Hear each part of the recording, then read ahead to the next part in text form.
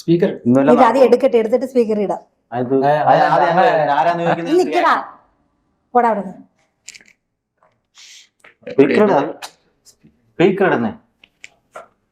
എടുക്കത്തില്ലടാ, അച്ഛനെ വിളിക്കാം. ഈ ഹോസ്പിറ്റലിൽ ഇവിടെ വന്നതിന് ശേഷം ഫോണുള്ള കയ്യിൽ അധികം ഇല്ല.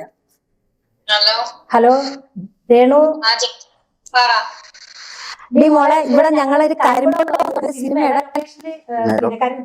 പ്രൊമോഷൻ വേണ്ടിട്ട് ഇരിക്കുകയാണേ. ഇവിടെ നമ്മുടെ അനീഷ് പൊന്നപ്പൻ ഇരിപ്പുണ്ട്, പിന്നെ വേറെ കുറെ ആൾക്കാർ ഇരിപ്പുണ്ട്. ഇവര് എന്നെ ശരിക്കും വലിച്ച് ഈ പേപ്പർ തൊട്ടിച്ച് വെച്ചിരിക്കുകയാണ്. നിനക്ക് വേണ്ടി ഞാൻ വീഡിയോ ഇടുന്നത് എനിക്ക് ഏണിക്സിന് വേണ്ടിയിട്ടാണ്. ഇപ്പോഴും ഈ അവസ്ഥയിൽ നിന്നെ വിറ്റ് ഞാൻ തിന്നുന്നൊക്കെയാണ് പറയുന്നത്.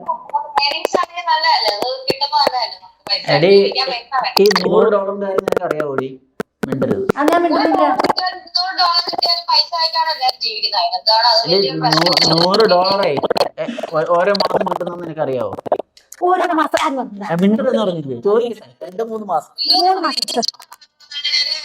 അവർക്ക് അറിയത്തില്ല.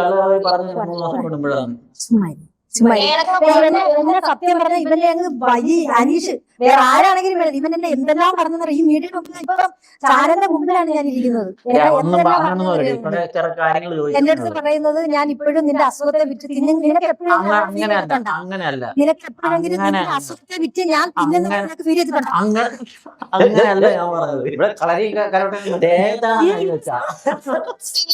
അങ്ങനെയല്ല ഞാൻ പറയുന്നത്. നാളത്തെ കീമോടെ കാര്യമാണ് അങ്ങനെയല്ല പറയുന്നത്. മക്കൾ മാറ്റി പറഞ്ഞില്ല. ഞാൻ അങ്ങനെയാണോ പറയുന്നത്? നിന്നെ കാണാൻ വരുമ്പോ നിനക്ക് നിന്റെ മനസ്സിന് ഡൗൺ ആക്കുന്ന രീതിയിൽ എന്തെങ്കിലും സംസാരിക്കും. പിന്നെ കൂടുതൽ എനർജി ആക്കി ചെയ്യണം മോളെ, ചെയ്യണം, വീഡിയോ ചെയ്യണം. ഞാൻ പറഞ്ഞിട്ടാണ് നീ പിറ്റേന്ന് മുതൽ റീൽസ് ഇടാൻ തുടങ്ങിയത്, ആണോ അല്ലേ? അവളെ കണ്ടിട്ടേ എനിക്ക് സഹിക്കാൻ പറ്റില്ല നിന്റെ ആ കിടത്ത കണ്ടിട്ട്. ഇപ്പൊ ഞാൻ പറഞ്ഞോണ്ടിരിക്കുക. ഞാൻ ഇങ്ങനെ ചർച്ച ചെയ്തുകൊണ്ടിരുന്നപ്പോ ഞാൻ പറഞ്ഞു എന്തെങ്കിലും ഇങ്ങനെ മനസ്സിൽ ഉദ്ദേശിച്ചാണ് വീഡിയോ ഉണ്ടെങ്കിൽ അത് നിർത്തണമെന്നാണ്. അത് അവർക്കറിയാം. അതായത് റീച്ച് അറിയാമെങ്കിൽ പിന്നെ ഓക്കെ. ഞാൻ രണ്ടിടത്തും പറഞ്ഞു ഇപ്പൊ എന്തോ വിളിച്ചിട്ട് പറഞ്ഞു ഞാൻ നിന്നെ വിറ്റ് നിന്റെ അസുഖത്തെ വിറ്റ് അതെന്തോ ഞാൻ പറഞ്ഞു വേറെ ശരിക്കും അവരുടെ അടുത്ത് പറയുന്നത് വേറെ കുറിച്ച് വീഡിയോ ഉണ്ടാന്ന് തോന്നി ആ നിമിഷം സ്റ്റോപ്പ് ചെയ്യും. ഒരിക്കലും നെഗറ്റീവ് എന്റെ വാക്ക് ഞാൻ പറയത്തൂല്ല എന്ന് ഞാൻ പറയുന്ന വാക്കുകൾ വേറെ പറയും. വേറെ വാക്കുകൾ പറയും. ഓക്കേടി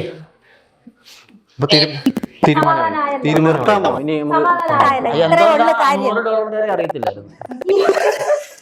നിർത്തലേ പോട്ടെ, വിട്ട് കളഞ്ഞേക്കുന്നത്.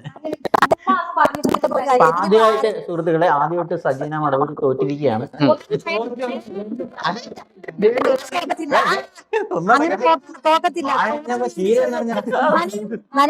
എന്റെ ജനസാ അപ്പൊ തോൽവി സമ്മതിക്കാത്ത സജീന വിജയിച്ചെന്ന് നമ്മള് ഇവിടെ കരിമ്പടം ചെയ്യിക്കട്ടെ.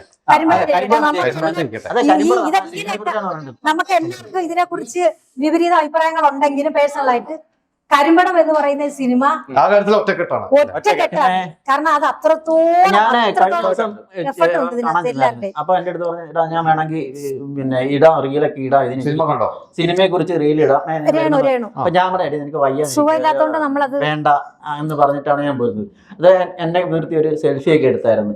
അപ്പൊ ഞാൻ അറിഞ്ഞില്ല, അവള് പിന്നെ അത് ഇതിലിട്ട് സ്റ്റോറി ആയിട്ട് ഇട്ടത്. നമ്മളാരും ഇങ്ങനെ പ്രൊമോട്ട് ചെയ്യുന്നില്ല, നമ്മൾ ജസ്റ്റ് അവളുടെ അസുഖത്തെ കുറിച്ച് അറിയാൻ. തീർച്ചയായിട്ടും എന്റെ അടുത്തും പറഞ്ഞു പിന്നെ പ്രൊമോഷൻ ചെയ്യാന്ന്. കാരണം ഈ അവസ്ഥയിൽ നമ്മൾ ഒരിക്കലും പേഴ്സണൽ ആയിട്ട് ഒരിക്കലും നമുക്ക് ഒരു കാര്യത്തിന് നമ്മൾ ചെയ്യത്തില്ല. ഇവൻ ചെന്ന് ഫോട്ടോങ്കിലും എടുത്ത്, ഞാൻ പോയിട്ട് ഫോട്ടോ ഞാൻ കുറെ നിർബന്ധിച്ചിട്ട് ലാസ്റ്റ് ഞാൻ പോരാന്നാണ് എടുത്തത്. ഒരു പോയിന്റ് എനിക്കാണേ, അത് വളരെ മോശമാണ്. നീയല്ലേ നിന്നത്. കരിമ്പടത്തിലേക്ക് പിന്നെയും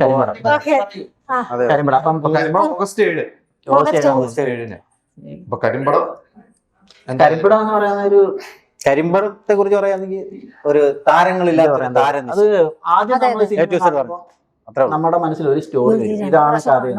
രണ്ടാമത് കാണുമ്പോൾ അത് എന്താണോ ഡയറക്ടറും റൈറ്ററും ഉദ്ദേശിച്ച ആ സിനിമ നമുക്ക് എന്താണെന്ന് മനസ്സിലാവും.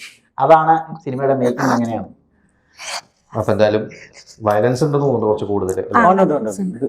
അപ്പൊ അതൊരു വയലൻസ് ഉണ്ട്, ലവ് ഉണ്ട്, എല്ലാം ഉണ്ട്, എല്ലാം എല്ലാം കൂടെ മിക്സ്ഡ് ആണ്.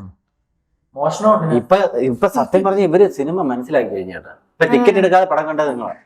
അതാണ് ഒന്നും മനസ്സിലായില്ല അല്ലേ? പക്ഷെ നിങ്ങൾക്ക് ടിക്കറ്റ് എടുക്കാതെ ഇപ്പൊ പടം അല്ല, ഈ മനസ്സിലായില്ലെന്ന് പറഞ്ഞില്ല, ഇത് തന്നെയാണ് correct. അതാണ് കണ്ടാലേ മനസ്സിലാവും. മനസ്സിലാവില്ല. കഥ ഇപ്പൊ പറഞ്ഞു കൊടുത്തില്ല നമ്മള്. ഏറ്റവും പറഞ്ഞിട്ട് രണ്ട് ടിക്കറ്റ് സിനിമയിലെ ഗ്രാഫം ഇത് പറഞ്ഞു ഒരു ടിക്കറ്റ് പോലും എടുക്കാൻ സ്ലോയില് സ്റ്റാർട്ട് ചെയ്തു. അല്ല അതാണ് കഴിയുമ്പോ ഒറ്റ അപ്പൊ ഇതിലാരാണ് നായകൻ ആരാണ് വില്ലൻ എന്ന് പറയാൻ പറ്റില്ല. അതാണ് അവസ്ഥ സിനിമയില്. അതിനകത്ത് നായകനുണ്ടല്ലോ. നായകനുണ്ട്. അതായത് ഞാൻ പറഞ്ഞല്ലോ, ഒരു 1.5 മണിക്കൂർ ഇതിന്റെ മണിക്കൂറിനകത്ത് എന്റെ കയ്യിലാണ് ഉള്ളത് കഥ. ഇത് മൂവി എന്നിലൂടെയാണ് ഓടിപ്പോകുന്നത്. അത് കഴിഞ്ഞിട്ട് നമ്മുടെ മെയിൻ ഹീറോ, അതായത് പുള്ളിയുടെയാണ് സ്റ്റോറി, എന്നിലൂടെയാണ് കഥ പറയുന്നത്. അത് കഴിഞ്ഞിട്ട് ഇവരുടെ ഇതിനിടയ്ക്കൊക്കെ നമ്മളും വരുന്നത് 2.5 മണിക്കൂർ. പക്ഷെ പറഞ്ഞല്ലേ, ഒരു ചെറിയൊരു കഥാപാത്രം ആണെങ്കിൽ പോലും അതിന് അത്രത്തോളം ഡെപ്ത് ഉണ്ട്. അത് പവറുള്ള അതാണെങ്കിൽ ഈ കരിമ്പടം എന്ന് പറയുന്ന ആ ഒരു നമ്മുടെ കമ്പിളി പുറത്ത് അതും ഇതിലൊരു ക്യാരക്ടറാണെന്ന് വേണമെങ്കിൽ പറയാം. അതിന് ഇമ്പോർട്ടന്റ് റോളാണ് ഇതിനുള്ളത് സിനിമയിൽ. അപ്പൊ ബാക്കി എന്തായാലും പ്രേക്ഷകർ തിയേറ്ററിൽ വന്നിട്ട് കാണട്ടെ അല്ലേ? അതെ.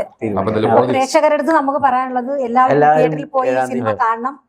ഈ പറഞ്ഞ കണക്ക് താരങ്ങളില്ലാത്ത താരനിശ ആ സിനിമ കണ്ട് ഞങ്ങളെ കഴിവിന്റെ പരമാവധി എല്ലാവരും വിജയിപ്പിക്കണം, പ്രോത്സാഹിപ്പിക്കുകയും നിങ്ങൾ പൈസ ചെലവാക്കി ടിക്കറ്റ് എടുത്താൽ അതൊരിക്കലും നഷ്ടമാവില്ല. അത് ഞങ്ങൾ ഉറപ്പ് തരുന്നു. പിന്നെ അത് കണക്ക് ഈ ക്രൂ മെമ്പേഴ്സ് എല്ലാവരും ഫസ്റ്റ് ഡേ തന്നെ സിവിലും കാണാൻ ഞങ്ങൾ റിക്വസ്റ്റ് ചെയ്യുന്നു. അപ്പൊ അതെല്ലാം അടിപൊളിയോട്ടെ. All the best. Thank U.